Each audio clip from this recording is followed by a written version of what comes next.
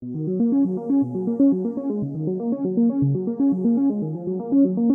get to the end of writing something and think, ugh, this just doesn't sound right? Mm-hmm. Like, the ideas are good, but something's just off. Yeah, I feel that way all the time. It's so frustrating. I know exactly what you mean. That's why I'm so excited about this deep dive we're tackling sentence structure, finally. Ooh, good You're topic. right. We've Yeah. got excerpts from The Art of Sentence Structure Mm. to guide us. Mm. And don't worry, this isn't about, like, memorizing grammar rules and stuff. It's about understanding how to use those rules to write with more impact. Yeah, make it actually useful. Exactly. Right. Ready to dive in. Absolutely. Let's do it. So this guide starts with the foundation of any sentence, the independent clause. Mm-hmm. And they actually use a really cool analogy, I thought, for it's like a thought that can stand on its own 2 feet. Oh. So it's like a complete thought, right? It can stand on its own. It doesn't need anything else. Mm. Makes it much less intimidating than saying independent clause. It does, yeah. Having that visual really helps because Yeah. it's kind of like if you think about it, it's like a person standing strong, right? Mhm. An independent clause has everything it needs to make sense on its own, the subject, the verb, and a complete thought. Right. And then they kick things off with simple sentences, Yeah. which are basically just independent clauses just like doing their thing. Right. Just like dogs bark. Yeah. Super straightforward. But here's what I found interesting. Simple sentences can also be longer and more descriptive Oh, okay. while still being grammatically simple. Interesting. So they give this example. The energetic puppy chased the bright red ball across the freshly mowed lawn. It's still just one subject, one verb, but it's just like you get this vivid picture with just that one sentence. Right. Exactly. Yeah. And that's what's so cool about simple sentences. They can be so versatile, so you can use them for emphasis like you just did with that example. Or, like, think about a powerful opening line in a novel. Or even a hard-hitting headline sometimes, honestly. That directness of a simple sentence is all you need Hmm. to make a big impact. It's like that saying less is more, you know? Sometimes a well-placed simple sentence can be way more effective than a long, rambling one. Okay. Definitely. Now that we've got a handle on simple sentences, let's see how we can combine them to create more complex ideas.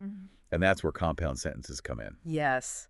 And this is where things start to get really interesting. All right. Because now we're looking at how to show relationships between ideas. Mm-hmm. So with compound sentences, we're basically taking two independent clauses, those complete thoughts that can stand on their own, and we are linking them together with a specific type of conjunction. Yes. And get this, they even have an acronym for us to remember these conjunctions. Oh, nice. Okay, I'm not kidding. Like, write this down.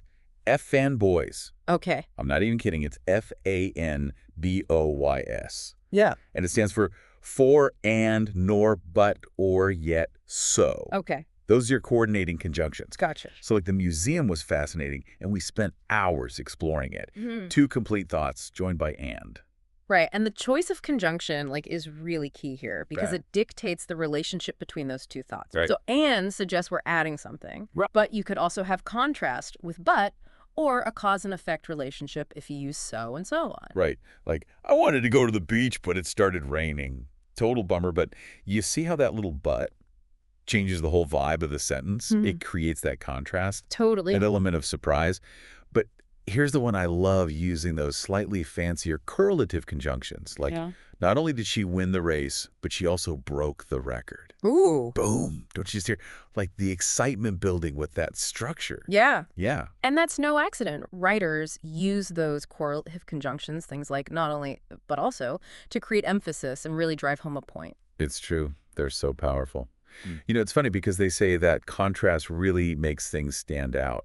Like in art, if you want something to pop, you put a contrasting color next to it or something, right? Right. Is that kind of the same idea here? Absolutely. And it's actually, it's not just an artistic principle, it's actually backed by research. Oh, well, right. Yeah, studies have shown that when we encounter those contrasting ideas, it forces our brain to kind of sit up and pay attention. Interesting. Yeah, we're just naturally wired to be intrigued by those buts and howevers. Wow, that's so cool. So just by using a well-placed but or however, I can actually make my writing more persuasive. Okay, Yeah. so we've got simple sentences, we've got compound sentences. What's next? All right, so next up we have complex sentences. And don't let the name scare you away. These aren't about being deliberately complicated or anything like that. It's more about adding those layers of meaning and nuance to your writing. Okay, so what makes a sentence complex exactly? It's all about the relationship between clauses. Remember how we talked about independent clauses? Those thoughts that can stand on their own 2 feet? Mm-hmm. Okay. So in a complex sentence, you have one of those independent clauses, but you also have at least one dependent clause. Okay, so remind me what a dependent clause is again. Okay, so think of a dependent clause kind of like a sidekick. Yeah. It can't stand alone, right? It needs that independent clause to give it meaning. And they often start with words like although, because, while, if, when. Those are kind of your clues. Okay, that's starting to sound familiar. So, like, although it was raining, we still went for a walk. Yes, perfect example. So, although it was raining is the dependent clause. Exactly. It can't stand on its own, Right. but it gives us all this extra information about why we went for the walk despite the rain. Yes, exactly. And there are actually like different types of dependent clauses. Okay. They each have like their own like specific job. Okay. So you've got adjective clauses. Those are like Clause. detective sidekicks. Uh-huh. They give us more information about a noun in the independent clause.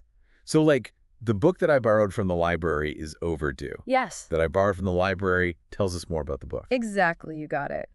And then you have adverb clauses, which were like trusty sidekicks that tell us more about the verb how, when, where, or why something happened. And then there are noun clauses, which are a bit trickier, but they basically act as a noun in the sentence. Wow, there are so many different ways to use these. No wonder complex sentences can feel so much more nuanced and interesting than just, like, a simple sentence. Exactly. They allow us to kind of like capture those subtle shades of meaning that we use all the time in conversation. Like, think about it. Our everyday speech is full of those becauses and all those, right? Yeah. Complex sentences just let us translate that, like natural complexity into our writing. That makes sense. It's not about sounding smarter. It's about sounding more human, more natural. You know, this reminds me, I remember this one time I was writing a cover letter for a job, and I was trying to explain how my past experience, even though it wasn't directly related to the position, would actually make me a great fit. And I struggled for ages to, like, get it right. But then I used a complex sentence to connect the seemingly unrelated experience to a skill that was relevant to the job, and it just clicked. That's a perfect example, right, of Yeah. how understanding these structures can really help you communicate more effectively in any situation. Hmm. You were able to showcase your skills and experience in a way that was clear and persuasive. Okay, so we've covered simple sentences, compound sentences, and complex sentences. Yeah. It's like we've unlocked a whole new level of writing. And you know, the best part is you don't have to like overthink it every time you sit down to write something. Just having that awareness, like, oh, these are different structures I can use. Right. It can make such a difference in how you express yourself. Yeah, it's like having more tools in your writing toolbox. Exactly. Speaking of tools, though, the guide does mention one more type of sentence, the compound complex sentence. Ah, yes. What is that? The heavy hitters. The heavyweights of the sentence world. Oh, boy. As you might have guessed, these sentences combine elements of both compound and complex structures. Okay. So you'll have at least 2 independent clauses and at least 1 dependent clause, Okay. all working together in perfect harmony Oh, my God. to create one supercharged sentence. Okay, I'm not going to lie, those sound a little intimidating, but you know what? I feel like if we can just wrap our heads around simple, compound, and complex sentences, Right. we're already in a great place to start. Absolutely. And remember, you know, even the most experienced writers, they don't use complex sentences all the time. It's all about like finding the right structure to fit the rhythm and flow of your writing. This has been such an eye-opening deep dive. I feel like I finally understand the why behind all those grammar rules that I learned in school. And hopefully you can start to see how these structures aren't just like abstract concepts, right? They're tools that you can use to craft more engaging and persuasive and powerful writing. So, for everyone listening, here's my big takeaway. Pay attention to the sentence structures that you see in your everyday life, okay? Whether you're like reading a news article or scrolling through social media or even just like skimming through an email, just start noticing how those sentences are put together. Like what kind of impact do they have on you as a reader? Yeah, that's such a good point. When you start to pay attention to sentence structure, it's amazing how much variety is out there. And honestly, you might even find yourself being inspired to try out some new techniques in your own writing. Exactly. It's like anything else. The more you practice, the more natural it will become. So go forth and experiment. You might just surprise yourself with what you can create. Have fun with it. Thanks for joining us for this deep dive into sentence structure. Until next time.